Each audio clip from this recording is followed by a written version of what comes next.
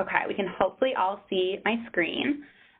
For those just tuning in, I'm sorry if this is a repeat for some of you, but my name is Elise Haley. I am one of the academic advisors in the Elliott School. I also serve on the first-year team, so that's why I've kind of been communicating with you all.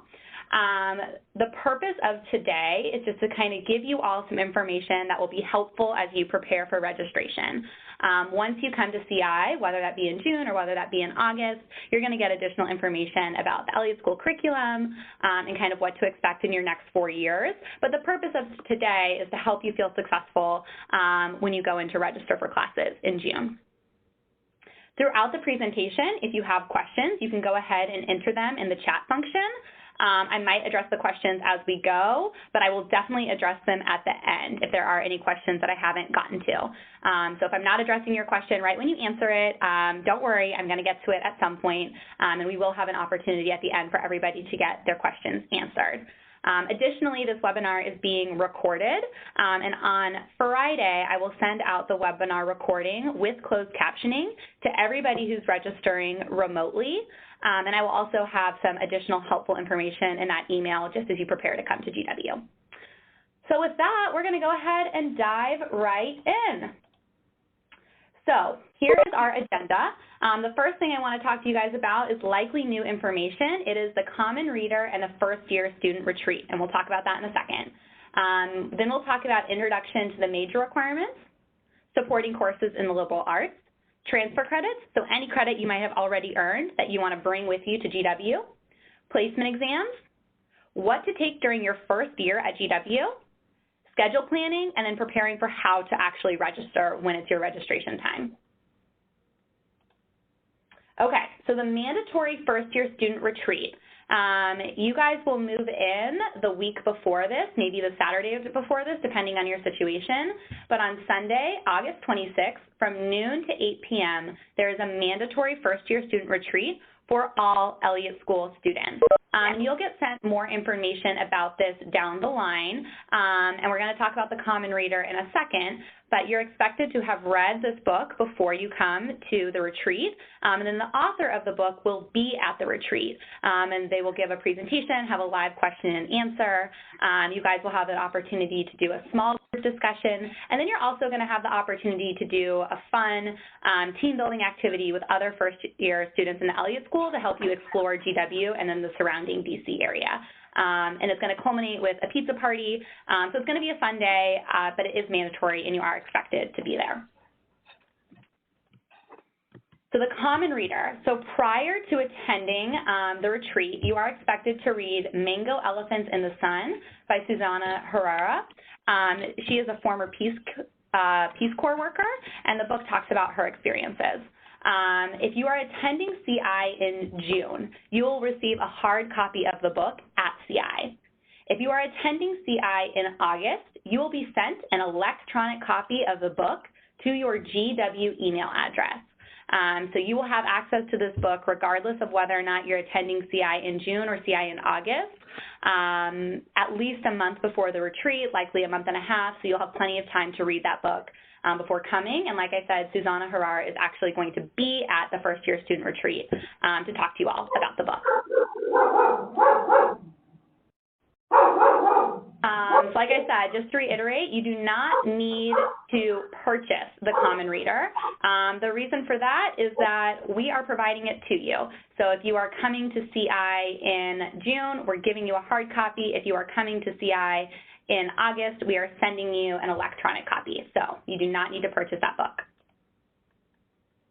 Okay, so diving in to Introduction to the Major Requirements. So when you come to the Elliott School, you have the option of one of 4 different majors, either International Affairs or one of our 3 different regional majors. The good news is, regardless of what major you choose, your first-year curriculum is going to look the same. So it allows you some time to explore. So these are your first-year classes that are, or these are your Introduction to the Major Requirements, most of which are required in your first year. So IFF 1001 is a 1-credit course. It's a first-year seminar course.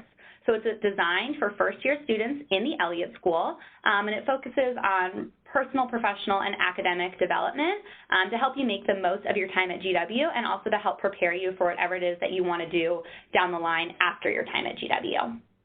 IAFF 1005 is Introduction to International Affairs. Econ 1011 is Principle of Microeconomics. You will take that in the fall. Econ 1012 is Principles of Macroeconomics. You will take that in the spring. PSC 1001, Introduction to Comparative Politics. History 1011, World History 1500 to Present. All of those courses that I just said, apart from Econ 1011 and 1012, can be taken in the fall or the spring. It's up to you. It doesn't matter which semester you take them, but those are first-year classes. And then ANTS 1002 or GEOG 1001, those are introduction to the major requirements, but those are not required for your first year. So you could take those in your sophomore year if that worked better in your schedule. Then we have supporting courses in the liberal arts. So UW 1020 is University Writing. This is a 4-credit course that is required during the first year for all GW students, not just Elliott School students, but all GW students take UW 1020 in their first year, either in the fall or in the spring. You're also required to do 1 math class, 1 science class, and then 3 humanities. You can either do 3 humanities classes or you can do 2 humanities and 1 creative arts. But regardless, it has to equal 9 credits, whichever kind of combination you choose. And your math, your science, and your humanities are not required in your first year. I would recommend taking your math and your science in your first 2 years at GW, but you definitely don't need to take them both in your first year. You don't need to take either one in your first semester, but just some classes to have on your radar that are good to take during your first 2 years at GW. Another big requirement for the Elliott School, and it's our most time-intensive requirement for most students, is our foreign language requirement. And our foreign language requirement is a proficiency requirement, not a credit requirement. So what I mean by that is that you have to demonstrate third-year proficiency in 1 modern foreign language. And you can do that one of 2 ways. You can do it through coursework, or you can do it through examination. So if you are already proficient in a foreign language, then you could demonstrate that proficiency and complete this requirement through examination. If you are an international student, and therefore you had to take the TOEFL in order to come to GW, you have already completed your foreign language requirement. If you're not an international student, but you believe that you are already fluent in a foreign language, then you would want to have a conversation with your academic advisor, and they could talk you through how you could potentially complete this requirement through examination. But most commonly, students complete this requirement through coursework. Some students start a language that they already have some experience in. So, for example, they took Spanish in high school, and they want to continue with Spanish now that they're in college. If you already have experience in a foreign language, you're going to take the placement exam. And all of those are hyperlinked in GW 101, so you can find the placement exams there. But if you want to continue with Spanish, you would take the Spanish placement exam, and based on what your score is, it would tell you what level of Spanish to enroll in. Some students come to GW and they want to start a brand new foreign language. If you want to start a foreign language that you don't have experience in, then you do not need to take the placement exam, but you just enroll in the first level of that language. And again, GW 101 can link you to where all of the different language sequences are to kind of walk you through, okay, well, what is the first year of that language? Something to kind of be aware of is that Spanish and French are both offered year-round. So you can take the first year of Spanish in either the fall or the spring. All languages besides Spanish and French are sequenced. So what that means is that odd number classes are offered in the fall, even number classes are offered in the spring. So if you want to start Arabic, for example, and you've never taken Arabic before, the first level of Arabic is Arabic 1001. If you don't take that class in the fall, then you are unable to start Arabic until the following fall because Arabic 1001 is not offered in the spring.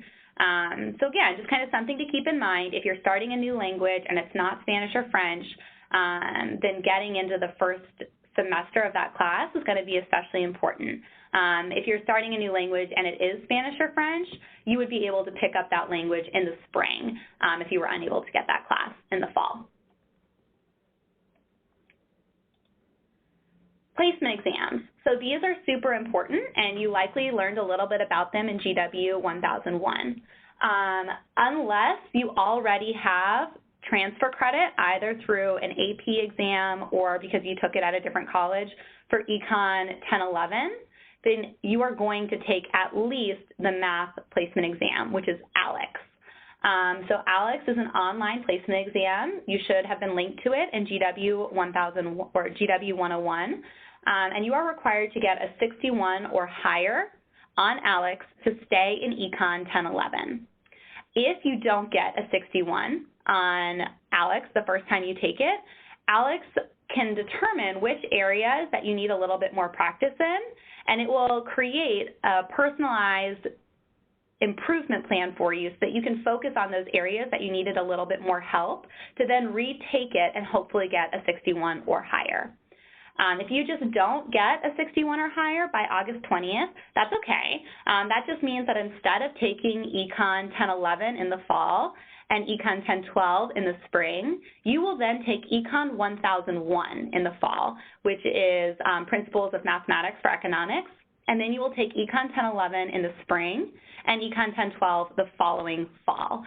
So again, not a big deal. We have a lot of Elliott School students who take that path, but you want to make sure that you're taking ALEX to ensure that you're going into the right level to be as successful as possible.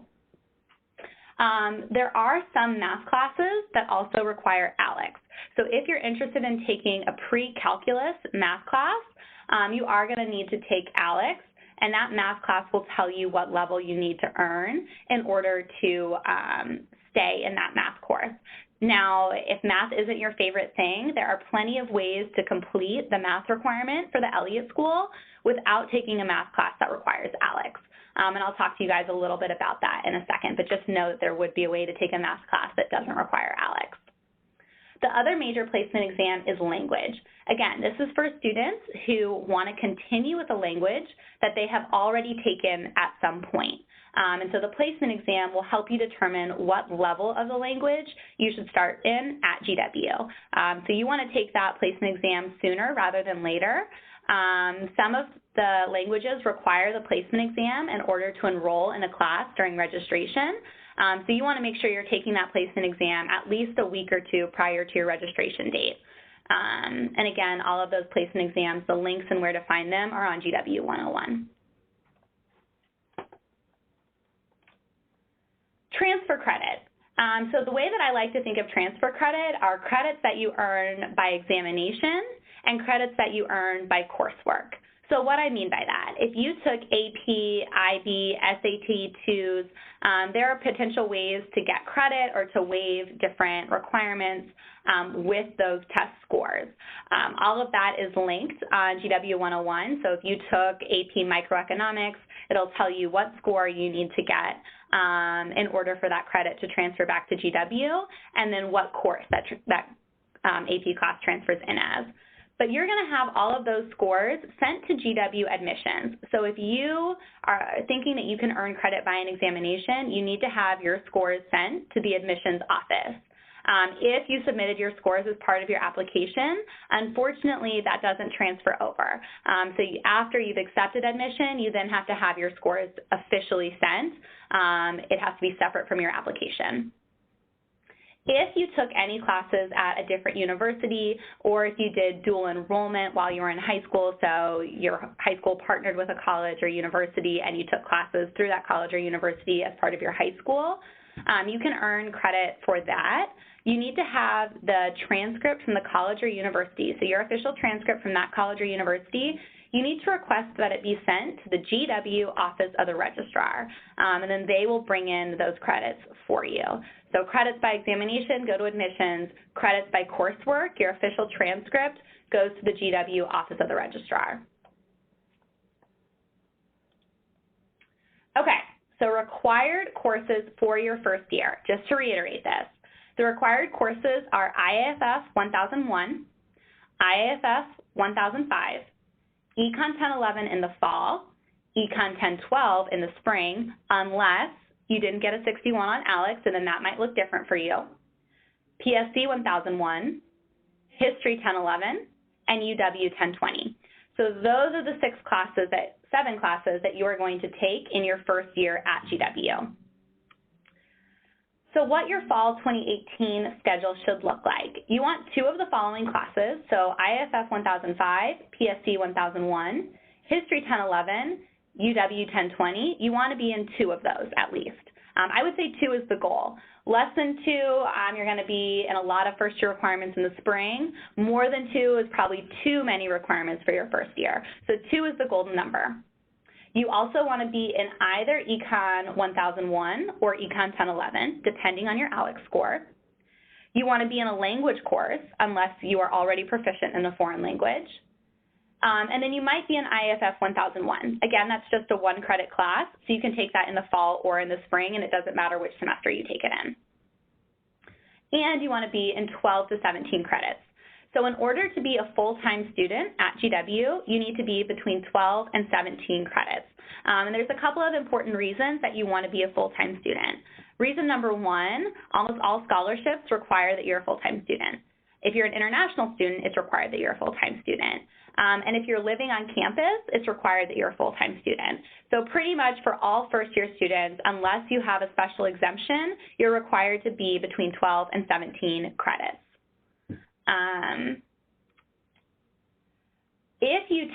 If you make your perfect schedule from here, so you have 2 of those classes plus an econ, plus a language, plus even IFF 1001, that's likely not putting you at between 12 to 17 credits. So that means that you're going to have to fill in with additional courses. So you're going to want to fill in with the supporting courses in the liberal arts. That's your math, your science, and your humanities. You could also take AMP 1002 or GEOG 1001 if you had room in your schedule. And it would also be okay to take one elective. So an elective is a course that doesn't count towards an Elliott School requirement, but it's still a GW course. So if you're really interested in psychology, Psych 1001 is not going to count towards an Elliott School requirement, but it could still be a good course for you to take because it's something you're interested in. And taking one elective isn't a big deal.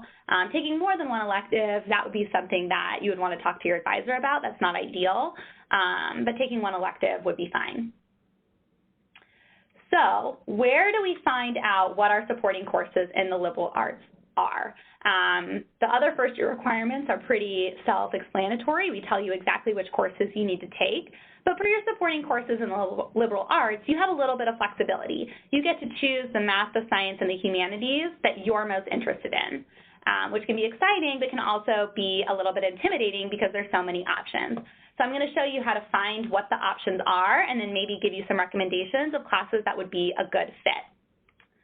So you're going to come to the Elliott School website, and I'm actually just going to pull up a web page, and I'll show you guys how to do that. So 1 second. Okay, so you should be able to see my Google Chrome screen, and I'm just going to Google GW Elliott School.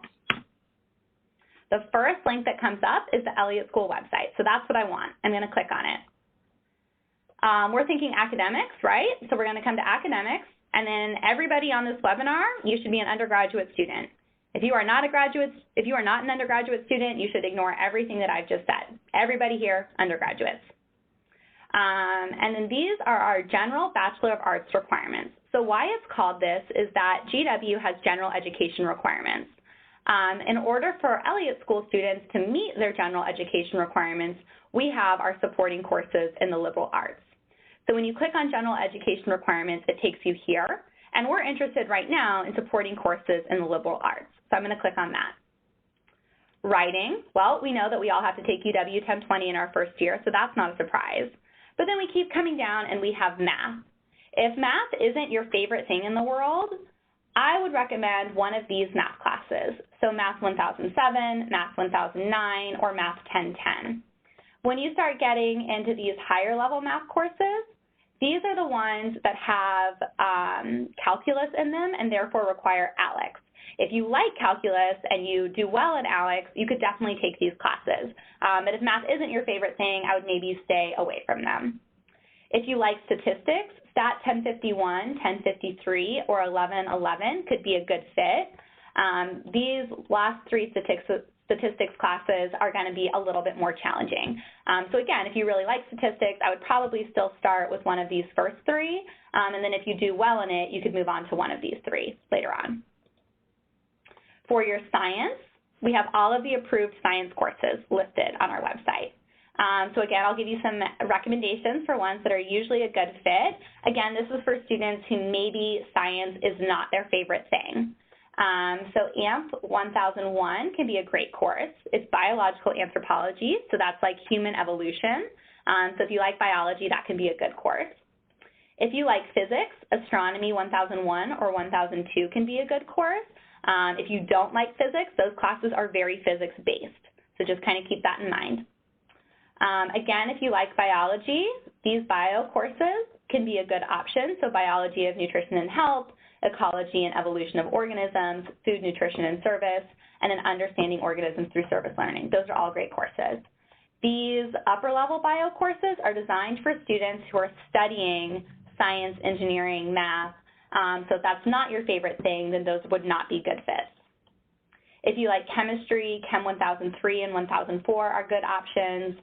These upper-level chem courses are the ones that are designed for STEM students. So again, if you're not a STEM student, if that's not your area of strength, probably not taking those classes. All of these geography and geology courses are going to be a good fit for Elliott School students. If you like physics, Physics 1003 and 1007 are a good option. And again, staying away from these upper-level physics courses that are designed for STEM students. And then humanities is where you have a ton of freedom in the classes that you take. So any art history course, any classics course, any film studies course, a lot of different music courses, any philosophy course except for those two, any religion course, a lot of different theater and dance courses. And then if you find any type of literature course in the languages, so there might be like a Spanish literature course, if it has literature in the title, it's a humanities. And then for creative arts, you have a bunch of different options down here. So fiction writing, intro to creative writing, theater production. So this is where you have a ton of options with the classes that you take. So that's where you can find your supportive courses in the liberal arts. This is, again, just kind of showing you.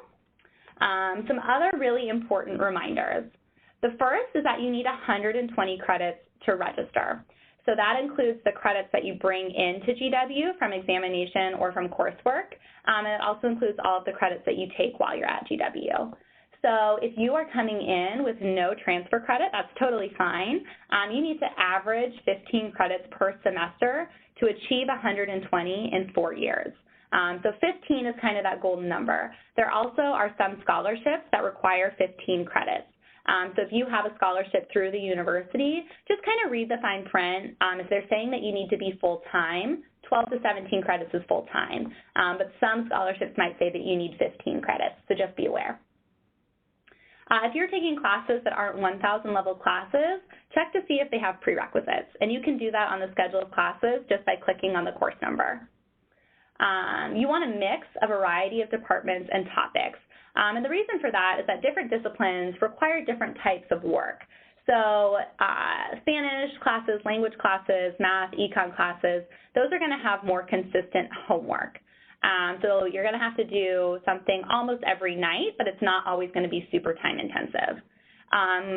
History classes, political science classes, international affairs classes, those likely aren't going to have as many assignments, but they are going to be super reading and writing heavy.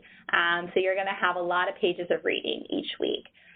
So it's nice to kind of mix those two types of classes so that you're getting a good spread and a good variety rather than being in all classes that have a lot of homework and a lot of assignments or all classes that have a lot of reading and a lot of writing. You want to make sure that you allow for travel time between campuses.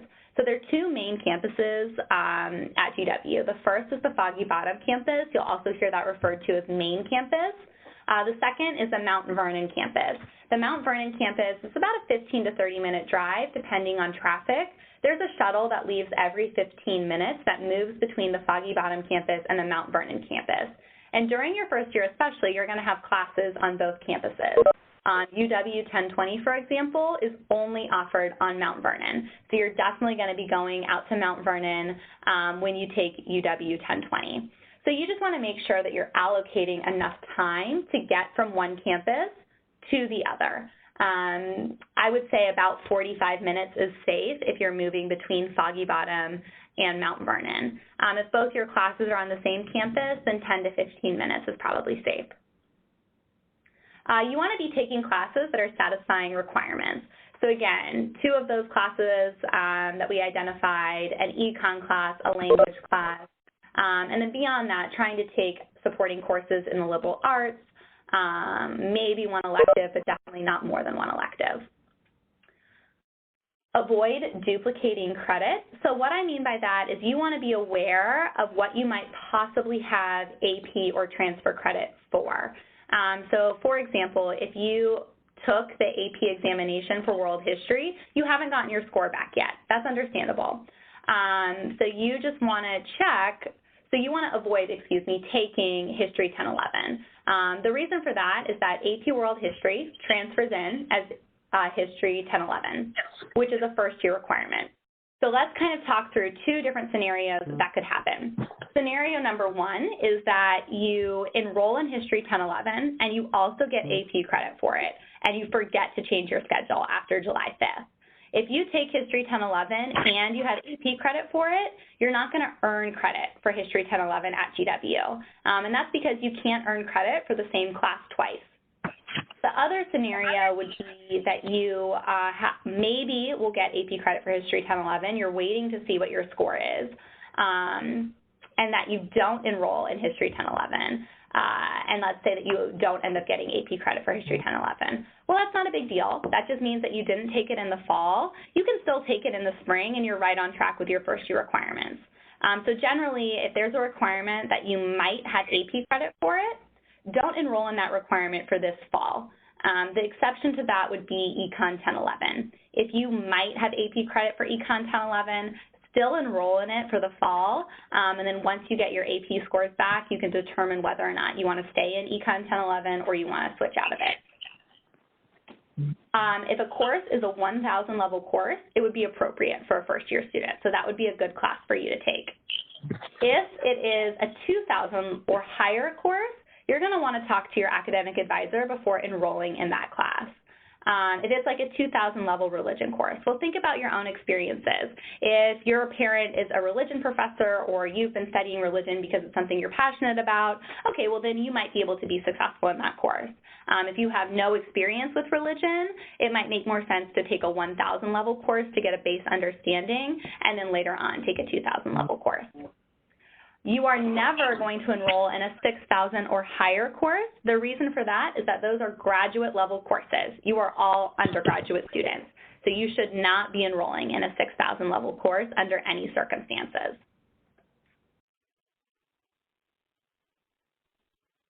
Okay, so schedule planning.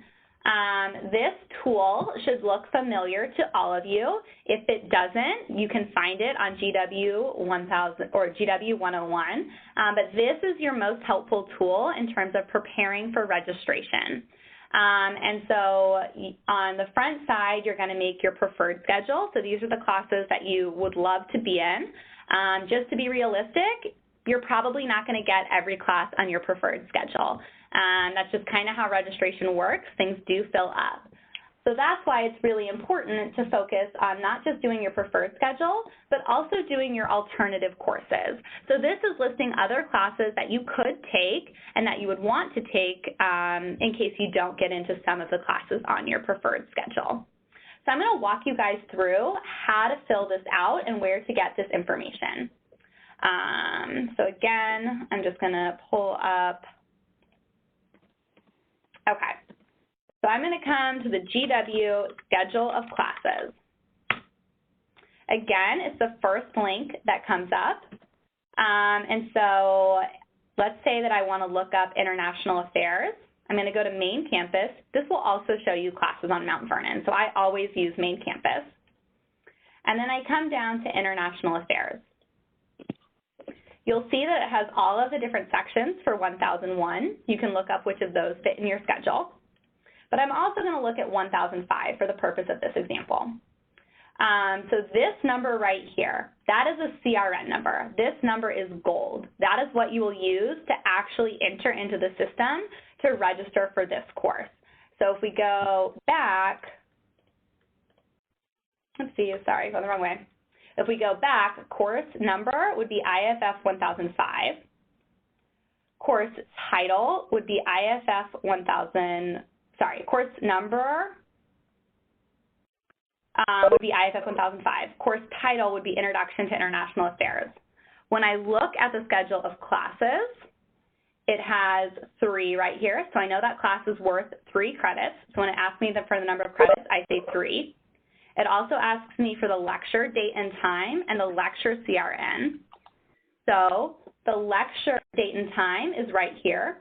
R stands for Thursday, so I know that this class meets on Tuesdays and Thursdays from 9:35 to 10:25 a.m. And then this is the CRN number, 20789. So that's what I'm going to put for lecture CRN. But then it's also asking for discussion date and time and discussion CRNs. Some classes have discussions, some classes do not. You will know that by looking at the schedule of classes. So for example, when I look at IFF 1001, there is nothing right here. This is blank above Find Books. When I come down to IFF 1005, there is something that says Links above Find Books. That tells me that this class has a discussion. So when I click on Links, I get a drop-down menu. These are all of the discussions that are linked with IFF 1005. And it has their date and time as well as their CRN number. An important thing to notice is that, look, there's a bunch of different classes that all meet on Friday from 8 to 8:50 a.m.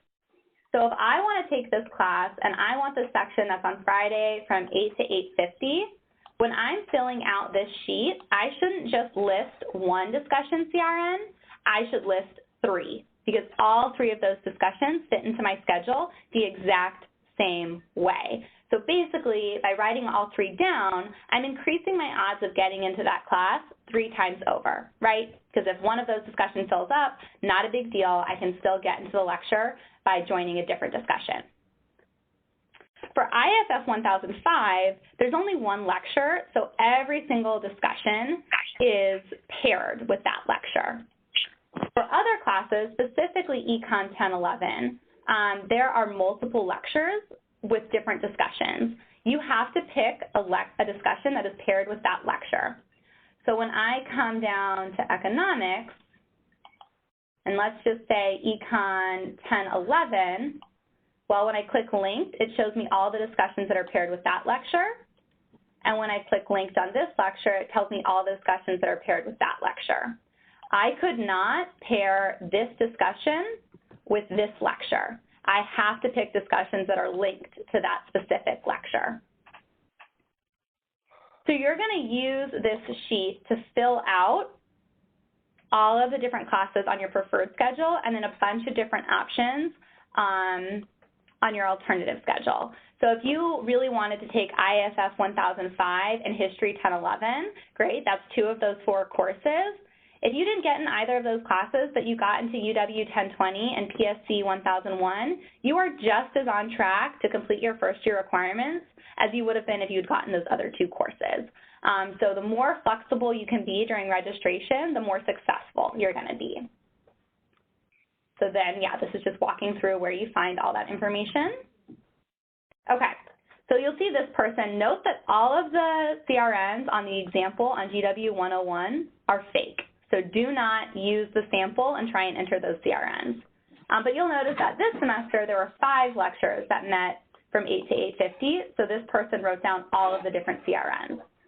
But then when we come down to this next page, okay, well, let's say that IFF 1005 filled up.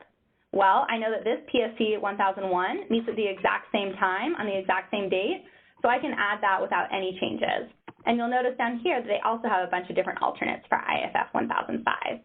So think of your schedule as Tetris.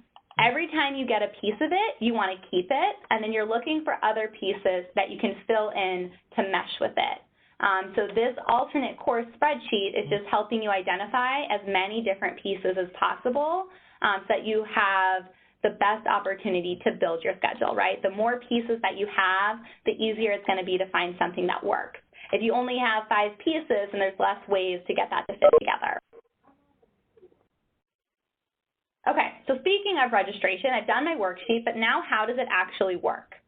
You are going to register on BandWeb, and you selected your registration date and time when you registered for CI in August.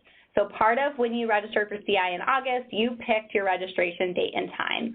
It's an Eastern Standard Time, so there might be a time difference, but this is how you're actually going to register. So you're going to go to GWeb Info Systems. Your user ID is your GW ID. That's the G and then the numbers after it. And then your PIN you created. So you'll use your custom PIN. And I think there's more information about GW 101 about creating your PIN for the first time. A lot of times you'll also have a security question, so you'll go ahead and enter your security question. And then you're going to come to the home page that looks like this. You are going to click on Student Records and Registration menu. And then you're going to come to Registration menu, Register, Drop, and/or Add Classes, and then Fall 2018. So that's when we're registering for classes. And you're going to come to a screen that looks like this. CRN numbers stands for Course Registration Numbers. Those were those little numbers that we were getting off the schedule of classes. Those are your keys that allow you to register for classes. So you are going to enter CRNs. If the class doesn't have a lecture or doesn't have a discussion, you can just enter one CRN. If the class has a discussion, you need to enter 2 CRNs. In one box, you need to enter the lecture.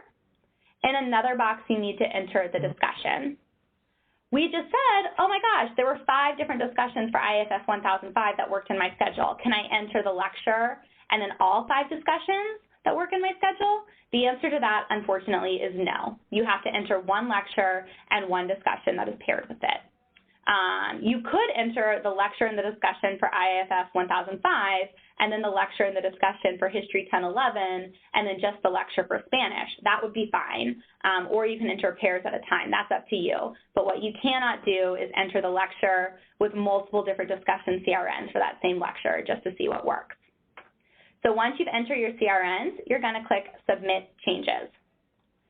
One of 2 things is going to happen. Either it's going to say, okay, you're enrolled in this class, and you'll start to see it in your current schedule, or it's going to tell you that you were unable to register for that class, and it's going to tell you why. So it's important to look at that error message. Is it full? If it's full, it's going to tell you which CRN is full. If the lecture CRN is full, then you need to move on from that class. It's already filled up. If the discussion CRN is full, there is probably still room in the lecture. So you have your handy schedule planning worksheet. You have another discussion that fits in your schedule, so you can enter that exact same lecture CRN and a different discussion CRN, and you can try again. Another error message that we see quite frequently is that the discussion and the lecture aren't linked. So what that means is that you picked a discussion that was paired with a different lecture. Remember, you have to pick a discussion that is paired with that specific lecture. You can't mix and match. Okay, so let's say that you've gone through your entire worksheet and all of the classes that you had wanted to register for are full. Now what? I'm going to show you how to look up in real time what classes are currently open. This is not how I want you to actually register for classes. The reason for that is that it's not going to tell you which discussions are linked with what lectures, so in the long run you're going to lose time if you try and do it this way, but this is a great tool if you've run out of options and you're now just looking for classes that are open that you can still take. So we're coming back to GWeb, we're going to Student Records and Registration again, but this time instead of going to Register, Drop, and/or Add Classes, we're going to look up Class to Add. It's going to take us to a screen that looks like this. Again, we're selecting Fall 2018, hit Submit, and then you're going to select the discipline that you want. So for this example, we chose International Affairs. It's going to take you to a screen that looks like this. You select the class that you want, so if it's 1005, and then you click View Sections. And it's going to come to something that looks like this. If you were to follow these instructions right now, it would show you that all of the classes that you wanted to take most likely were closed. The reason for that is that the system is holding spots in these classes for each CI period. So basically, it's blocked upperclassmen from taking these classes because they want incoming students to have access to them. So don't worry if you're looking right now and it's saying things are closed or things are full. For a lot of these first-year requirements, they're holding spots and they get released during different CI periods depending on how many students are registered for that CI. So they're released proportionally. But during your registration period, this is what it would start to look like. If it has a box like this, it means that there is space. And if it has a C, it means that it is closed. So this is the lecture. These are their discussions. It's IFF 1005, so I know that every lecture or every discussion is paired with that lecture because there's only one lecture. So if I clicked this box and then I clicked a discussion that worked with me and I clicked register, it would then register me to this class, assuming there weren't any time conflicts. So that's how you can look up spots that are currently open if you exhaust your spreadsheet. Again, this should be a last resort. This should not be your game plan going in because this is going to be a slower way for finding classes. But it is kind of a good tool to be aware of if you need to still get classes and you're getting towards the end of your registration period. Again, when do you register? So you selected your registration date when you signed up for the August Colonial inauguration. Another reminder that the schedule that you get on your registration date is just the first draft. For some of you, that might be your final schedule. For the majority of you, this is not going to be the schedule that you end up with in the fall. And the reason for that is that starting on July 5th, all the way through the start of classes, you can go back on BandWeb and you can make changes to your schedule. So if a spot opens up in the UW 1020 that you want, you can add it and you can drop a different class. So you will be making changes most likely throughout the summer to get the schedule that you're most excited about. But registration is when you kind of make that first attempt to get as many of the classes that you want to take as possible. But it's not a final draft. You have a lot of time to make changes to that. Okay, so questions. I see some questions already, so I'm going to start with these. But then keep going ahead and entering questions, and I will address those questions as I come to them. So the first question was that on the website that tells you what credit you can get for AP scores, it uses the term hours to tell you what credit you can get. Does hours mean the same thing as credits, i.e. 3 hours equals 3 credits? Yes. So if it says that microeconomics AP is worth 3 hours, that is the same as 3 credits. Good question. Okay, because my AP Calculus exam results allow me to get my 3 required credits for math, do I still have to take the ALEKS test for math, or can I just take ALEKS for econ and skip the math credits together at GW? So there's only one ALEKS test, regardless of whether or not you need it for math or you need it for econ. So unless you have credit for econ 1011, you need to take the ALEKS placement exam, and you need to get a 61 or higher in order to stay in econ 1011. Now, if you also have AP credit for calculus, then that calculus class would likely complete your Elliott School math requirement. So you wouldn't need to take an additional math class once you're here, but you still would need to take ALEKS to stay in econ. And it's the same ALEKS test for the math classes as it is for the econ classes. The only thing that differs is the score you need in order to stay in that class. So that depends on the class that you're interested in.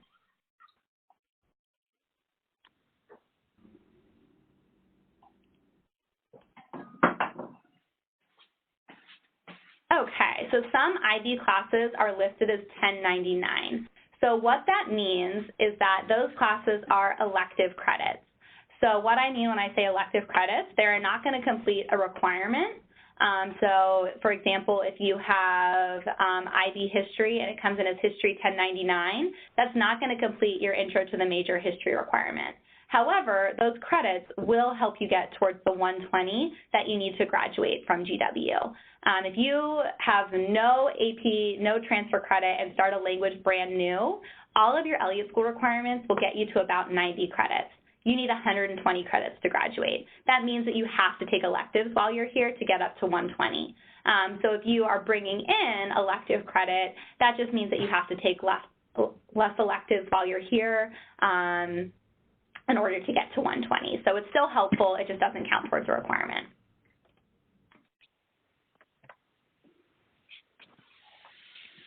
Can I continue in Spanish and start a new language in my first year? I would recommend talking with your advisor about that, but my general advice would be that let's say that you place into Spanish 2005. That means that you can complete your language requirement in your first year. You take Spanish 2005 in the fall and Spanish 2006 in the spring.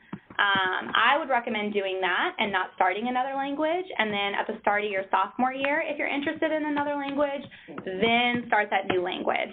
And it's an elective for you at that point. So I think taking 2 languages at one time can be a lot. So it's not normally something that I recommend doing. So I would say get your language requirement done, and then speaking 2 languages is great, but what's even better is speaking 3 languages. So go ahead and start a new language and kind of start to explore it that way. That's my general requirement, my general recommendation. Obviously, every student is different. And when I send you guys information on Friday with a copy of this recording as well as some additional information, I will also send information about how you can have any remaining questions answered by your academic advisor. So that would be a good question if you wanted to have a conversation about whether or not taking 2 languages at once was a good option for you, or whether or not it would be a better fit for you to just finish Spanish and then move on to another foreign language. What math class do most Elliott students enroll in as freshmen? There's not one math class that most Elliott School students take. We do have a lot of students who really enjoy economics and really enjoy business. So those students usually take one of the calculus-based math classes. For students who really don't enjoy math and don't want to minor in business and don't want to minor in economics, I would say those students most frequently take one of those math classes that I identified as not being calculus-based. But when you're on the schedule of classes, and so I'll just pull this up, you can get a description of the math courses to see if they sound like a good fit for you. So when I go to main campus, and we're just going to use math as an example, but this would work for any of the classes and the disciplines. But if I think that Math 1007 sounds interesting, if I click on 1007, it'll then give me a description of what that class is about. So it's about voting systems, impossibility theorems, the electoral college, the prisoner's dilemma. So if those things sound interesting to me, then that might be a good fit. If I'm more interested in finite mathematics, okay, well, it tells me the ALEC score that I need. So that ALEC score is the same as econ. So assuming you get a 61 or higher, you would be able to take this class. But when you click on it, it then tells you what is covered in this class. And so you can look to see, does that sound like something you're interested in? How do we find out who our academic advisor is? The Elliott School website. So again, we go to GWU, Elliott School, and that information is also in GW 101. So if you look at GW 101, it'll walk you through how to get that information. But I'll just show you when you come to the website, that would be under current students, and then undergraduate academic advising. So it's also where you're going to find a lot of forms and applications. That's not anything you need before you get to campus, but once you get to campus, that's something that will be helpful. You can make an appointment online. You are not able to make an appointment with your academic advisor right now. Right now, appointments are reserved for current students, not incoming students. But like I said in that email that I send you on Friday, which includes a copy of this webinar, I will also include information about how you can talk to an advisor if you have remaining questions. Again, though, you're expected to kind of go through GW 101. So if you're asking your advisor questions that are covered in GW 101, they're going to refer you back to GW 101. But here's where you meet your advisor. So depending on the first few letters of your last name, that depends on who your advisor is. So if your last name starts with A through B-U-R, your advisor is Morgan Quijano, and that's his email address. So yes, that's where you get that information. What other questions do we have?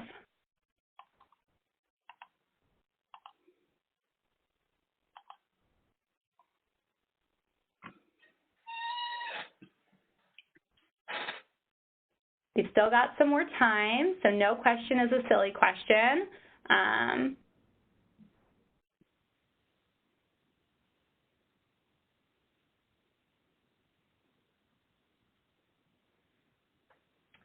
Okay, so do you have to take the math and Spanish placement exams for any freshman course? No. So you would only take the Spanish placement exam if you already have experience in Spanish and you plan to take Spanish while you're at GW. That goes for any language placement. So if you're starting a new language, you do not take the placement exam, right? Because you just start in the first semester of that language. If you're continuing with a language that you already have experience in, then you would have to take the placement exam to determine what level to enroll in. So that would only impact your language course, and that would only matter if you are continuing with a language that you already have experience in. For the ALEX math placement exam, you do have to take it, but the only class that it impacts for all Elliott School students is Econ 1011. So because Econ 1011 is a class that is required in your first year, you do have to take ALEX to make sure that Econ 1011 is the appropriate class to start with, or to see if you need to start in Econ 1001.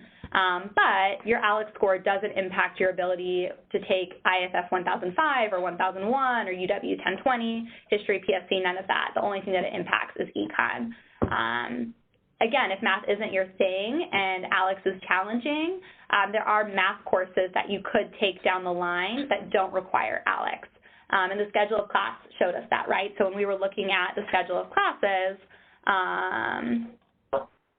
these classes down here have a big section that talks about ALEX, where these math classes up here don't. So these math classes up here don't require ALEX.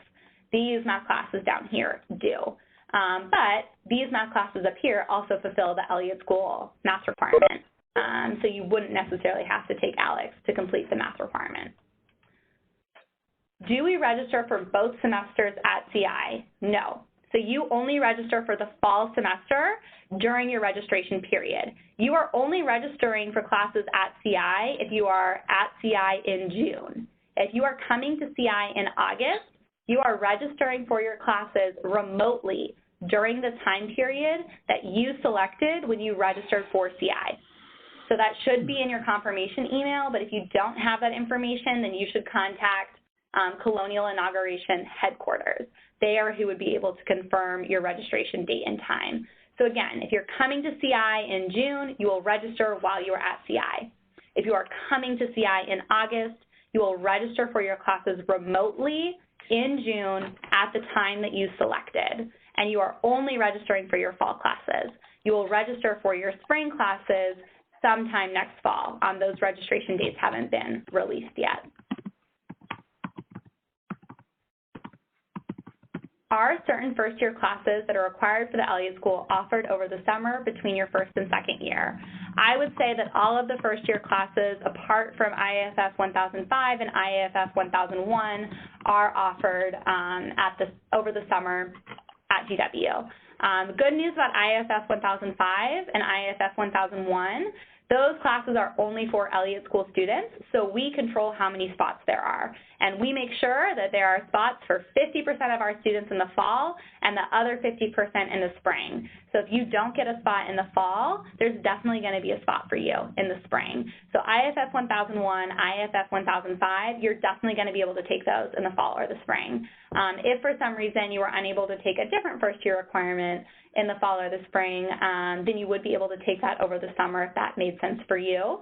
But that would be something that you would want to work with your advisor on.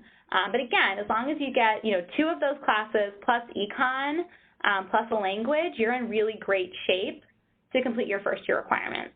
And if you don't get them on your registration date, not a big deal, because starting July 5th, you can keep making changes to your schedule and work to get those classes.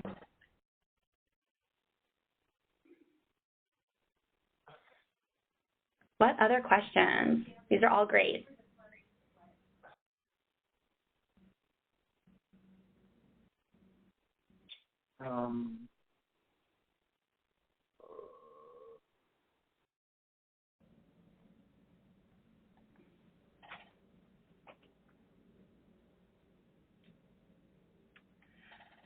Is there a certain date that you should send your AP exam results that you already have, or can we send it in any time?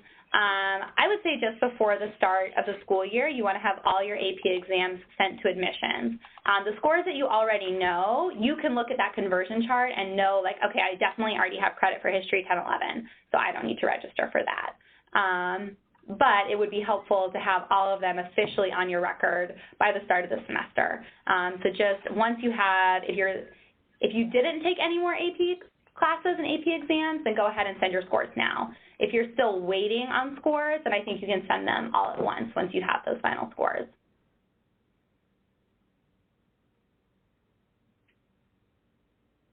Do you have to completely finish your schedule before CI?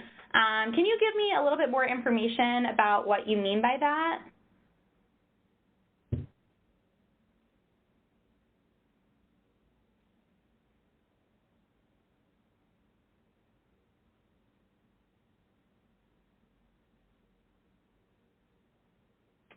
I'm just going to take a guess as to what I think that means. So my recommendation would be every class in the correct time finished ahead of time. You should have your schedule planning worksheet fully filled out before you register for classes. So if you are coming to CI in June, you should come with that sheet filled out. If you are coming to CI in August, then you should have that sheet filled out before you sit down to register for classes. That is just so that you have, like I said, as many puzzle pieces as possible to try and put together a combination that works. The schedule that you make, your preferred schedule, most likely those are not the classes that you're definitely going to end up in, or the times that you're definitely going to end up in. So you need to be pretty flexible during registration. If you get a class, great, stay in it. If you don't get a class, that's okay. Keep using your schedule planning worksheet to find other classes that still count towards requirements and fit in your schedule. The more information, the more puzzle pieces that you have going into registration, the more flexible you are during registration, the more successful you're going to be. If you get married to one perfect schedule, you're going to be pretty disappointed during registration because that might be a lot of people's perfect schedule and it might fill up. So my recommendation is be flexible, have a lot of different options, and then just kind of put those pieces together. If you're at CI in June, you'll be registering in a room that will have advisors and cabinet members there that can answer questions. We can't do an advising session on the spot, but we can help answer quick questions. If you're registering remotely, you will have access to an academic advisor via Skype chat that you can get some questions answered. But the more you prepare for registration, the smoother it is going to be for you. The less that you prepare, the more that it's going to be challenging. If you have more than 24 credits worth of APs, do you get to choose the way they are applied, or it's done randomly? So when your APs originally come into the system, they're going to be applied randomly. However, you can work with your advisor to move things around. So yes, you can use your APs in the most advantageous way possible. If we have dual enrollment class credits from a community college, how do we know if GW accepts them? So because those are credits not through examination, right? Credits through examination go through admissions. Those are credits through coursework. You need to have your official transcript sent to the GW Office of the Registrar. If you took a high school level class, you're not going to get college credit for it. If you took a college level class, then you will most likely get college credit for it. I can't tell you exactly how it's going to transfer in because it depends on that class and how the registrar interprets it, but you should go ahead and have your official transcript sent from that community college to the GW Office of the Registrar, and then they will determine how to bring those classes in.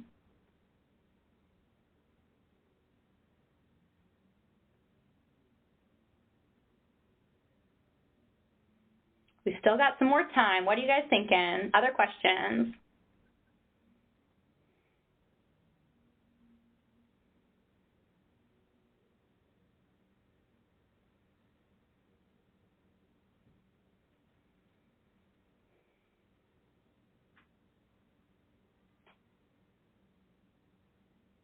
These can be like specific questions to your situation. These can be general questions. Anything else that you're thinking to help you prepare for registration?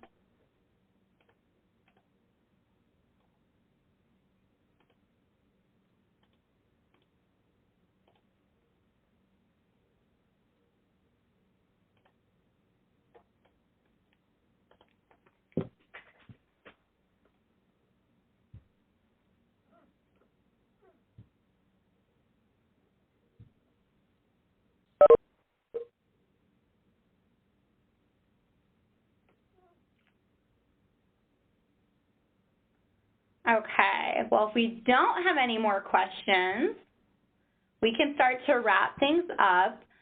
Feel free to keep entering questions if they come up as I'm kind of closing things. But just kind of the big takeaways from this presentation, what I want you to walk away from.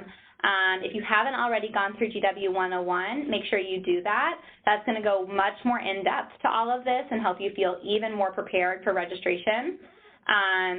Really focus on that schedule planning worksheet. That's going to be your biggest tool. I will send in a follow-up email on Friday that will have a copy of this webinar along with closed captioning, so you can always refer back to it if you have additional questions. And then don't forget about the first-year student retreat that's going to take place on August 26th. Okay, another question.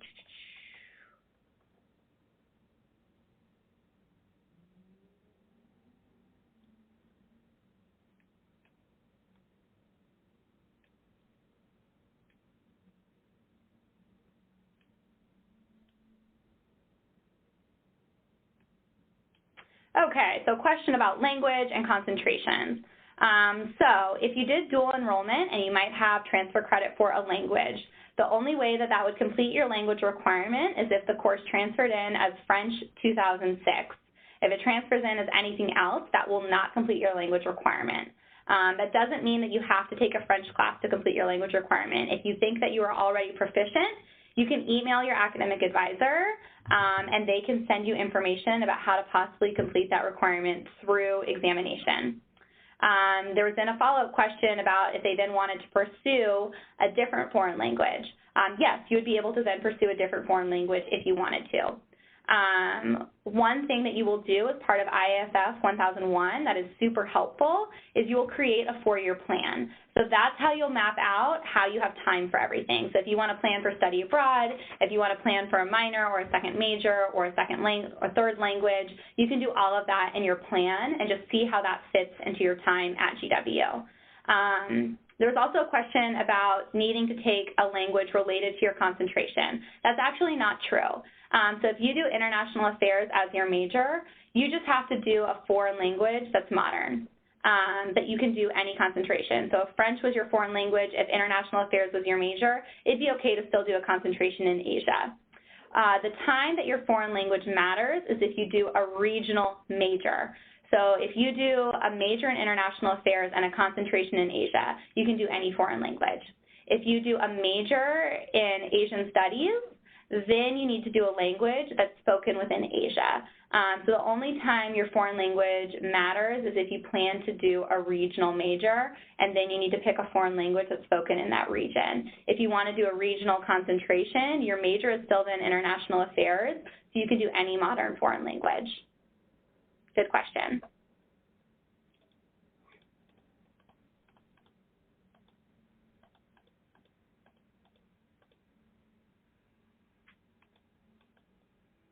If you are an honors student, that's a really great question. You have some really phenomenal honors advisors. So I would recommend reaching out to Mary to kind of talk about what your specific requirements are and how to fit those in, working with the Elliott School. But yes, you do have to move between the Mount Vernon campus and Foggy Bottom more regularly. So just allowing at least 45 minutes to move between both campuses.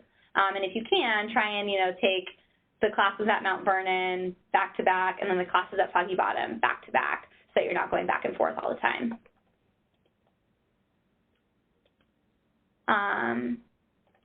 Yes, the webinar started at 11:30 Eastern Time, so we're now towards the end of the webinar just doing question and answers. If you're just now joining us, I am going to send out a copy of this webinar with closed captioning on Friday.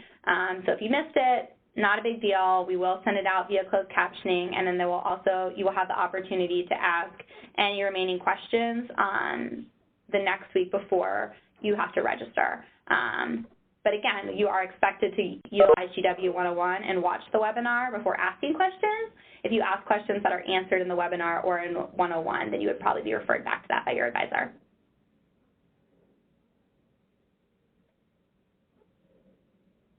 Other questions, comments, concerns?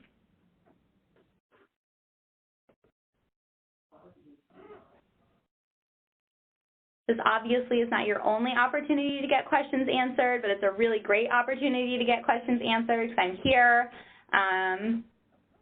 So let me know. Also totally fine if you don't have questions right now and then you start preparing and you have more questions, totally understandable. Hello, sorry, I just logged in. Can you hear me? I can, but actually I'm going to have you enter your questions via chat. Oh, okay, sorry. Nope, all good.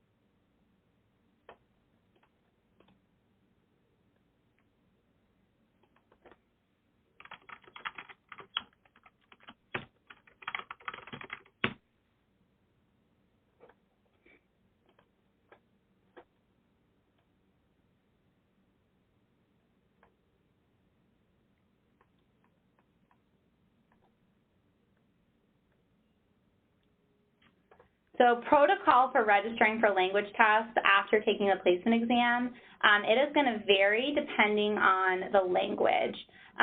So for some languages, I think Spanish and French, you should, if you take the placement exam early enough, so you need to do it at least a week before your registration date, you should then be able to register for the appropriate level on BandWeb.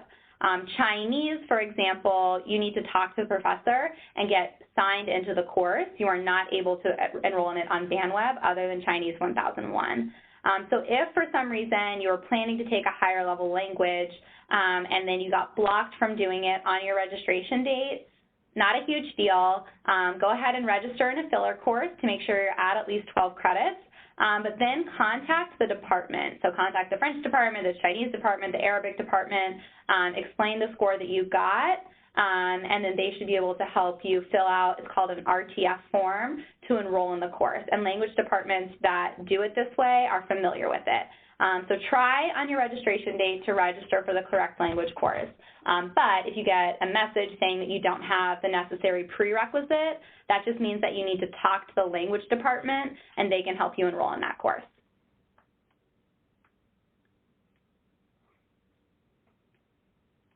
Yeah, so for people who are playing sports, really great question. So your first registration period can be a little more challenging because going forward, you'll have privileged registrations that you can enroll in classes that fit with your practice schedule. But this semester, you don't. So do your best on your registration date to get classes that work within your practice schedule. Definitely need to get up to 12 credits for NCAA regulations.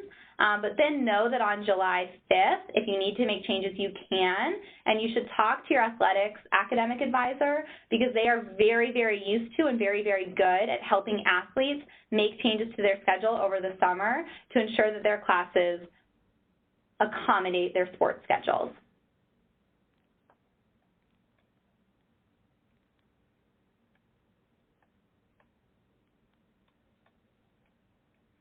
Does sending GW your AP score report mean you can automatically register for higher level courses that you qualify for? I would need an example because unless you're coming in with a ton of AP credit that complete most of your supporting courses in the liberal arts and your intro to the major requirements, then you should still be focusing on those intro level courses.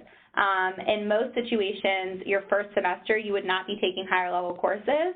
You might have some AP credit, but you would then be focusing on your intro level courses that you don't have AP credit for. If you have a ton of AP credit and a ton of transfer credit, then that's going to be something that you're going to want to talk specifically to your academic advisor about to try and make a game plan of what courses would make sense for you.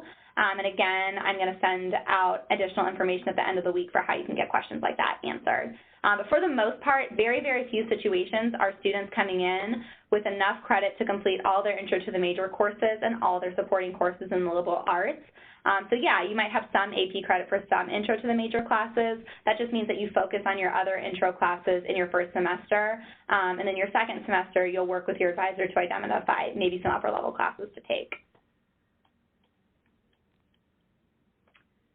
Is it better to register for an earlier CI in order to sign up for classes, or is there an equal amount of spots for each CI? It does not matter which CI you sign up for. So the classes are released proportionately. So if the most students are enrolled in CI, are registered to sign up in CI2, they will release a proportionate amount of classes to CI2, and so forth for every single session. So you have the equal amount of chances to getting into the classes regardless of what registration time you sign up for.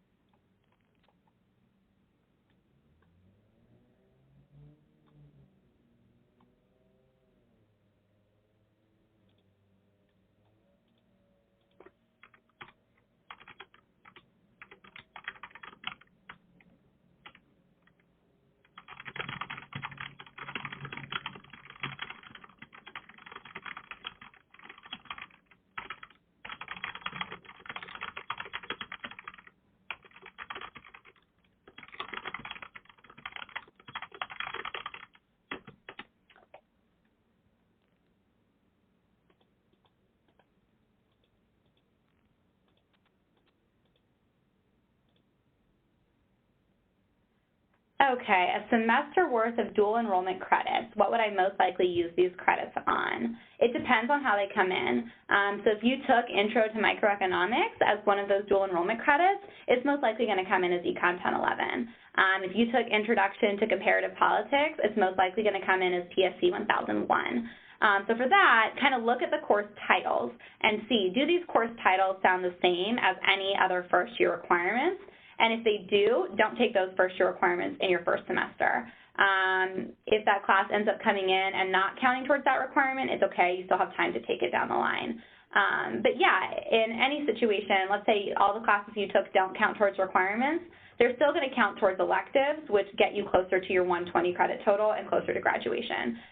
So any transfer credit you have, it's only helpful. It's never going to be hurtful. But there is a chance that it could count towards requirements, which would be extra helpful.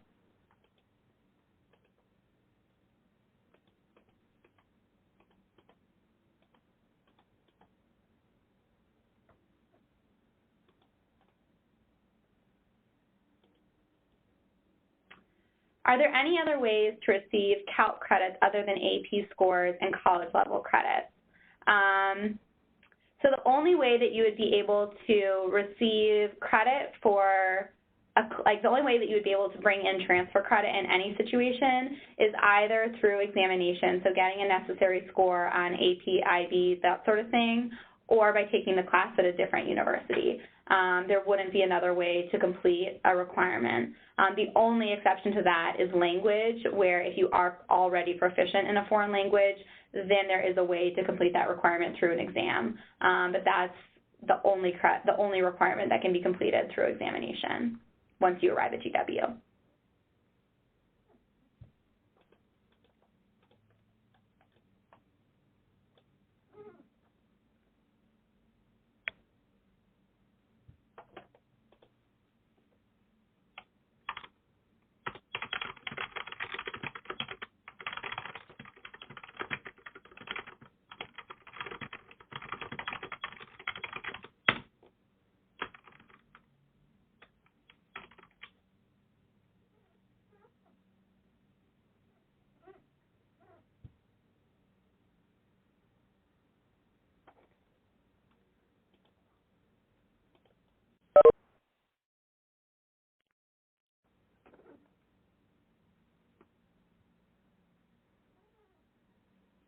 how do we find out what our transfer credits equate for GW credits? So AP and IB scores, the conversion charts are linked on GW 101. If you're bringing in credits from a different university, there's not a conversion chart because there are just so many different universities and classes aren't standardized between every university. So you're not going to know exactly how it transfers in until the Office of the Registrar processes those credits and brings them in. And so you would know that they had been transferred when you would see them on your GW transcript, or if you ever saw them on Degree Map. So Degree Map is the online tool where you can track your degree progress. And I think GW 101 tells you how to log on to Degree Map. But if not, if you Google GW Degree Map, it'll walk you through how to log on. And that shows you all of the credits that you have already, as well as any credits once you enroll in them.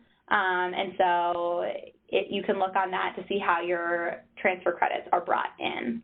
But unfortunately, for classes taken at other universities, there's not a standard conversion chart that I can share with you. It's up to how the Office of the Registrar brings those credits in.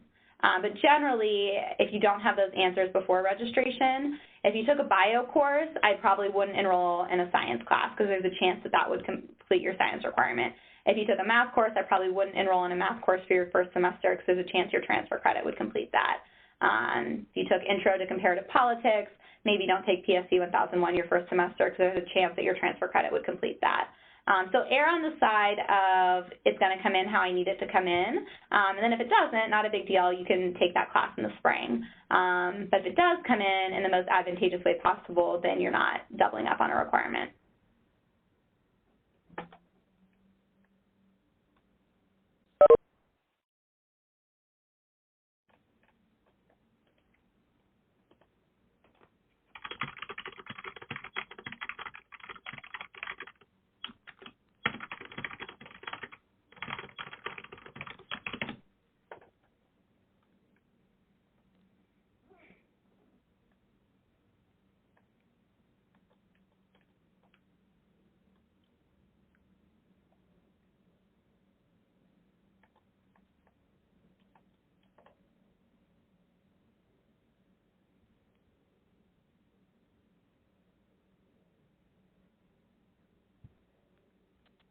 Okay, so to reach third-year proficiency level, if you test into the third year, do you only need to take that 1 year's worth of classes?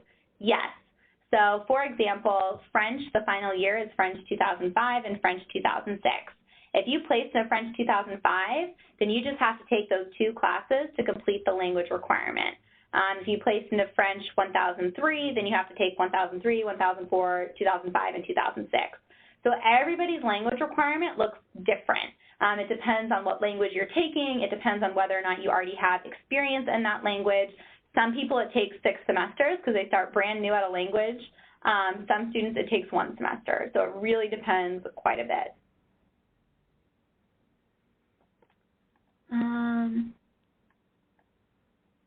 If you took Calc BC, but Elliott only needs up to Math 1231, can you only use the AB side of credits?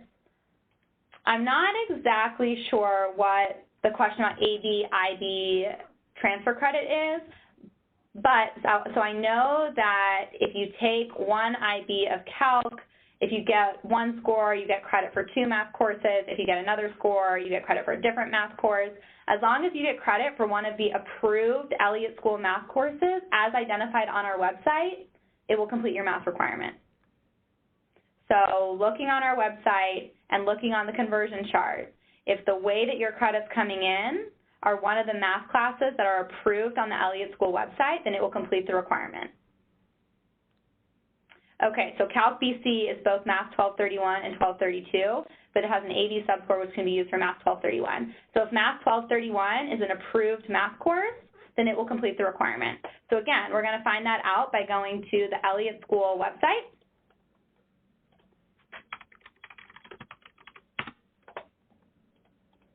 I'm going to come to academics. I'm going to come to undergraduate programs. We said general BA requirements. It's a supporting course in liberal arts. We're going to scroll down until we hit math, and you're saying it comes in as Math 1231. Look right there. Math 1231 is an approved math course. So yes, if you get credit for just Math 1231, that's all you need to complete the Elliott School math requirement.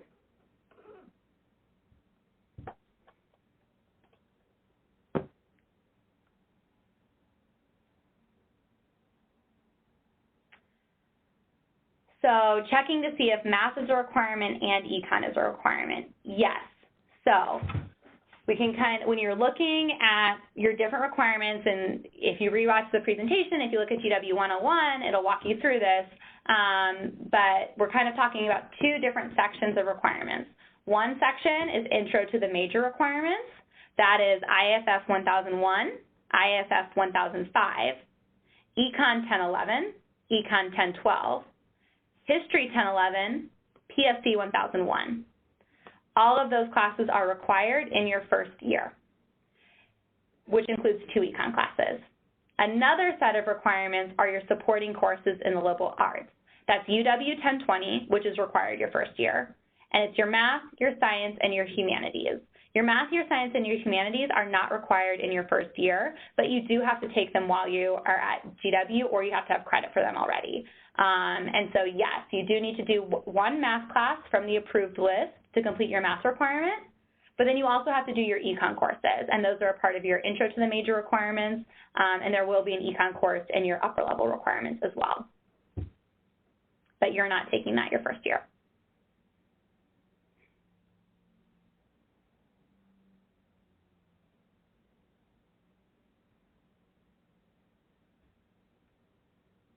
Got a couple more minutes for any remaining questions.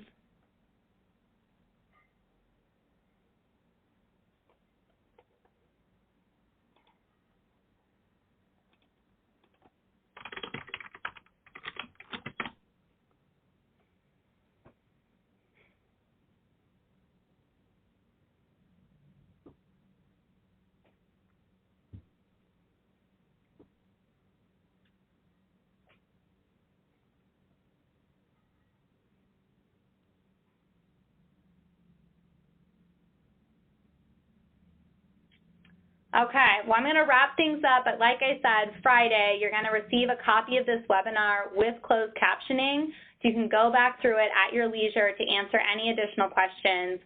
GW 101, please go through it. I know it can be a lot of reading, it can be content heavy, but it's all super important, and it's going to help you prepare for registration. And then, like I said, I'll also send information on Friday about how you can get additional questions answered, but it's expected by your advisor that you've already reviewed 101 and the webinar. So if you're asking questions that are, very much included in that, they're probably going to refer you back. So make sure you're familiar with those resources, and then any additional specific questions, your advisor is more than happy to help you answer those. So thank you all so much for tuning in. Welcome to the Elliott School. Welcome to GW. We're really excited to have you here. Registration is going to go great. You're going to be fine. You're all going to be prepared. You're going to put in the work, and we're here to support you if you need any of that support. So have a great rest of your day, a great rest of your school year if you're still in high school, and we will talk to you all soon.